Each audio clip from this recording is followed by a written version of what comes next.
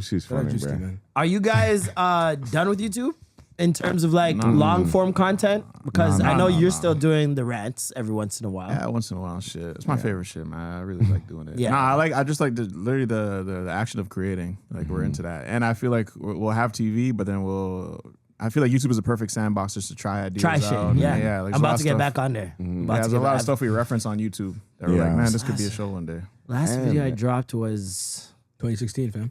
No, I think it was 2 or 3 years ago. I did a video on YouTube. It was like white people aren't showering. yeah. Smash it. Yeah. It did surprise me. I was like, yo, my subscribers are still here. I was like, holy shit. Did like 50K. I was like, okay. Goddamn. You just gotta stop apologizing for being back. I'm not doing that. I'm just dropping the video. I did 2 of those, and every time I'm like, why the fuck did I do that? Because you're like confirming that you're a deadbeat. No, but why am I explaining myself? Exactly. I was gone. Okay, deal with it. So I'm back. Nigga. Here's the product. Here's a toy. Let's get started, man. Right into it. People just forgot that there's life behind the internet. You know what I mean? So it's people just we're living life because we're saying sorry and whatever. And again, asking ourselves that question, like as we're working on the show, we're like, are we done with YouTube? In our ways, like the podcast is how we stay on YouTube. Yeah. But we have a lot of like sketch and a lot of different like ideas that we're like, all right, this is where we test it, sandbox. Yeah, like exactly. Saying, but especially now with the Offers movies, you guys could test so many different concepts and shit, right? 100%. yeah, man, And then infuse it into the show later on. I definitely want to get back on YouTube. I know it's like censor land and it got weird on there for a bit, but I feel like they're kind of. It's kind of evened out. Yeah, it's kind of reverting back. Right? Like everything is a circle, right? We always come back to some shit that we were doing, and I think that YouTube's in that space right now where a lot of the OGs can come back, and it would be like a vibe. Yeah, hell yeah. Nostalgia's hot right now, man. And late night TV is about to die, which means YouTube was about to come back for real. Yeah. Late night is what ruined everything.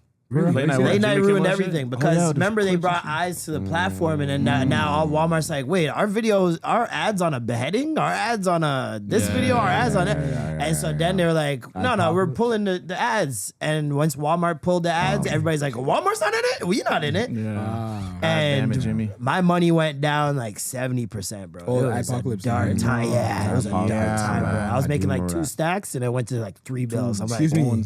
Yeah, that's you gotta lock in. And that's like something I felt like it could never happen to you. Like, add this, that, bro. No, you seen the yellow dollar signs. I'm happy it happened because I would have stayed online and who knows what would have happened. Like, you could be canceled, anything can happen. But I was so happy that it happened because that's what transformed me into doing real life. I was gonna say, man, your real life game is crazy, man. Yeah, and that's a big thing, bro. To get people to cross over and come out and spend time with you in real life is. And I kind of wanted people to not think that this was like, he's only funny on YouTube type vibe. Like I wanted to like. Stand up has always been something I wanted to do. I was just so scared for so long. Yeah. You guys remember the show we did at Lewin's thing? Lewin's one? Did you stand up there? Yeah. I did. You bombed it? I did 2 minutes. That's why you don't remember, brother. I remember you went up. That day was fucking nuts. So Mr. Lewin did a comedy show back in like 2014, 15, somewhere around there. Yeah. This guy kicked the car outside. These two hosting. Yeah. It was, what was his name? Honey Cocaine showed up. Honey Cocaine showed up. What year was this? Spoken Reasons and Brandon T. Jackson. That's right. Brandon T. Jackson. Spoken Reasons and Brandon T. Jackson. Percy Miller's 2014? Yeah. Fantasy. What was that? So this is Brandon T. Jackson after like Lottery, Ticket, and Icon. Spoken Reasons is like one of the biggest influencers in the world at that time, especially black influencers. So they're headlining. It's me, Lath's brother, Rami. Oh my God. Oh my God. These two hosting and Lewin, right? Bro, Lewin booked the Metro Convention Center. How many does that seat? It had like 2,000-3,000. Oh, nah, ambitious. Was it MC? I can't, bro. That night was a blur. Bro, of course it was. Bro, it went by so quickly. It was it was like 30 people. It was his family. It was his family. And Lights like, were off, right? Huh? Lights were off? No. Ooh. No.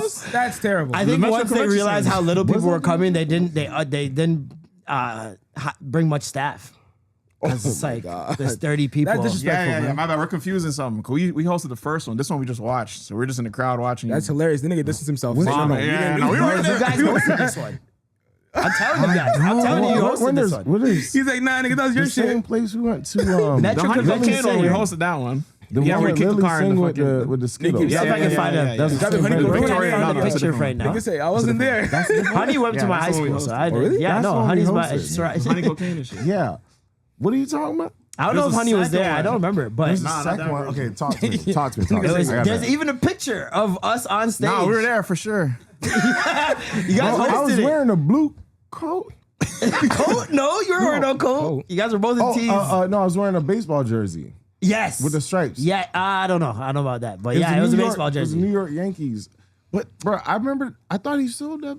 All I remember, no, he did not. That bit wasn't Pat. Fuck no. Fuck no. That's crazy. Because I remember You just said Tricks. no. I remember I invited Tricks because this is my third time doing stand up. And the second time I did it was at Harborfront, and it was Tricks who was headlining. And I went in there, I had my whole shit I remember written out this. word for word.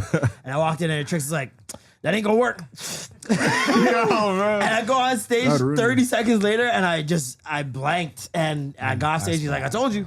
And so I'm like, and I looked up to Tricks so much at that time. I'm like, nah, I gotta show him I'm built for this. So I'm I ready, invited him Tricks. to this next one. I'm like, Metro Convention Center, 3,000 It's all people. up I'm about here. to body this shit. Bro, I got there 2 hours early because I didn't want to be late. And I was God. coming from Richmond Hill, so I didn't want to like take the bus and be late or whatever. Yeah.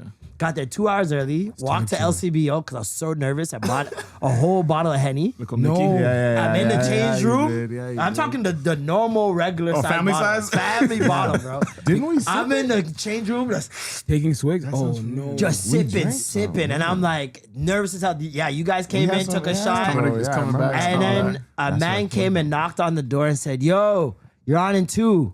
Oh, man. Brother, I never felt my internal organs shift. Nigga yacked on himself. Like, everything just went, and I threw up. I Yeah. shit. I'm calling it. I'm calling it. I literally In said 2 it. minutes, I 1 threw minute? up and shit. Nigga said, oh my God. And got on stage. Same time. Same time. I threw up God. first. I had to shit. My Yeah, bowels just right. let loose. And I had to shit. I shit. I flushed that right outside. I was like wiping my mouth. Get on stage. Wait, did you wipe your bum? I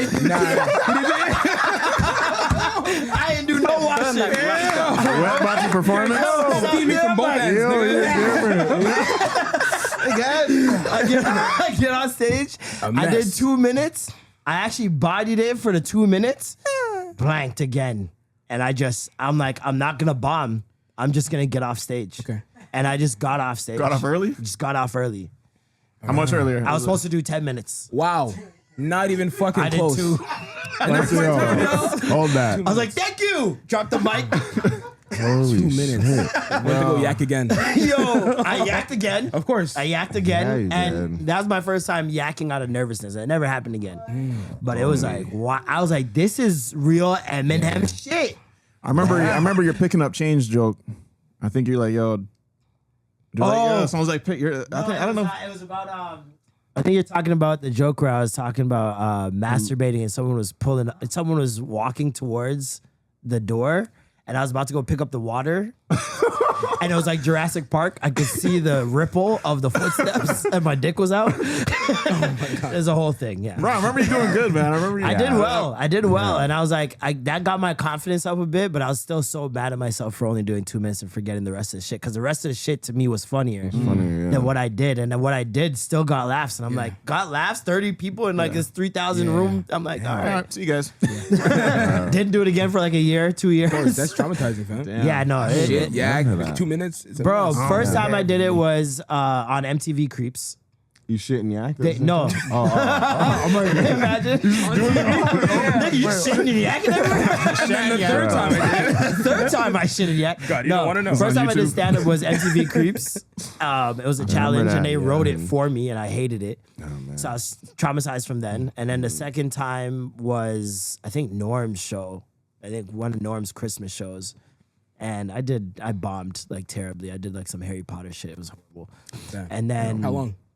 that one I actually saw it all the way through. It was like 8 minutes. Okay. But it was bad. It was really bad. You Cut hear a it? little bit, Yeah. And that was the third time when I did that one. And that's when I was like, maybe I can do this. And then, just doing it more and more over the years. After the pandemic, during the pandemic is when I started writing. Yeah. And as soon as the pandemic ended, I was like, let's go. Let's do it. Yeah. And I've been emceeing and hosting weddings and parties. And so I wasn't scared anymore. Yeah. Well, I think you guys kind of flirted with the idea of stand up, no? Yeah. Nah, not properly. Not properly, but like, definitely, because we want to do the podcast live. And we're like, that's the same thing, but it's not the same thing. Not the same thing. No. No, I mean in terms of like the pressure of It is. both it's are different for sure. Yeah. I just meant like going up on and like me getting comfortable with telling jokes in front of a crowd. Yeah. Because like on the podcast we just storytell. You know what I mean? So it's like I would just have to get over that fear. I'd have to shit and yak in my own way of like do shit to get up there and do that. But like I feel I gotta want it like enough to say that I'm gonna go and do that. You know what I mean? Like me, I can do the podcast. And I feel like I'd get my itch off of like trying to tell stand-up jokes there. But like, I don't know if I don't know if it's for me. Yeah, with doing the podcast, like the getting the laughs from stand up it's somewhat different, but it's kind of what you want is the same. Mm-hmm. So like what you guys are doing with the podcast, the way you bust jokes with your friends, that's what you want on stage so bad. Is that voice that you have when you're making your friends laugh and you're continuing to, they can't stop laughing. You want that voice. It's tough. I'm still not there yet. Like I have like 2 jokes where I have that voice and I'm like, oh, this is me. Like I have this joke where I talk about how we used to dress business casual to go to the clubs. And I'm like, this is me. Like this voice is me. The other stuff is like, I'm trying to make it me, but it's still so structured because that's stand-up is so much science involved in how you have to tell the joke and all this shit. Science, bro. That you can't talk like how you talk with your friends. Exactly. Because people need context. Yeah, And it's kinda nasty. your friends, they don't need. They have all the context. They know you.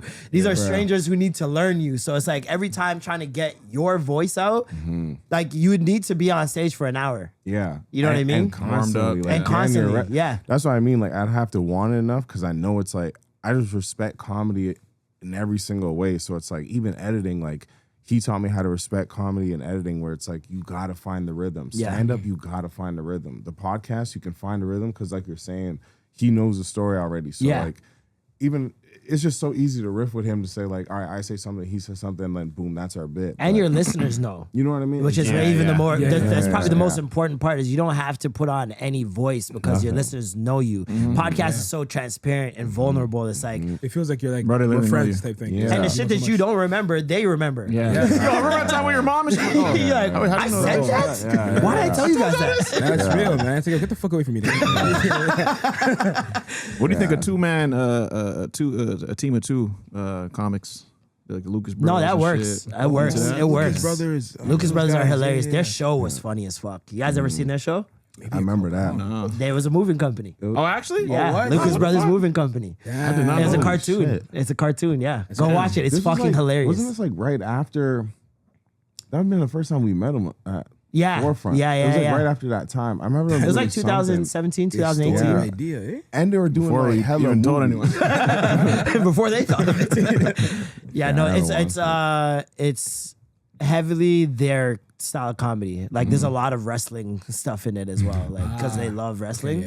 yeah. Yeah, it's jokes. It's hilarious. Who are some of you guys' favorite comedians? Like Bro, top there's 5 each. so Bro, I always many, blank, man. Yeah, I there's always so blank, many, bro. man. I love me some Tony Baker, man. Shout out Tony Baker, man. so Some Tony funny Baker's stuff. got a voice that I I know, bro. I It's wish so I had fun, for man. comedy, man. Dog, trust me. His cadence is so perfect for Yeah. You comedy. think he'd be that cool if he wasn't bald?